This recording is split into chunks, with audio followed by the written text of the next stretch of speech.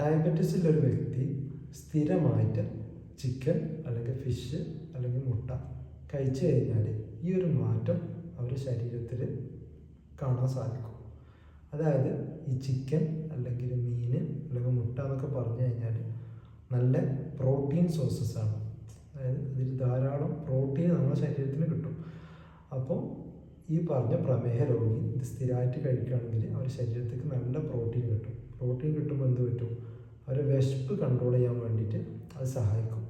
വിശപ്പ് കൺട്രോൾ ചെയ്യുന്നതിൻ്റെ പുറമേ തന്നെ ഈ ചിക്കനിലും ഫിഷിലും മുട്ടയിലൊക്കെ നല്ല പ്രോട്ടീൻ ഉണ്ടായതുകൊണ്ട് അവരെ മസിൽ ബിൽഡ് ചെയ്യാൻ വേണ്ടിയിട്ട് ഈ പ്രോട്ടീൻ സഹായിക്കും.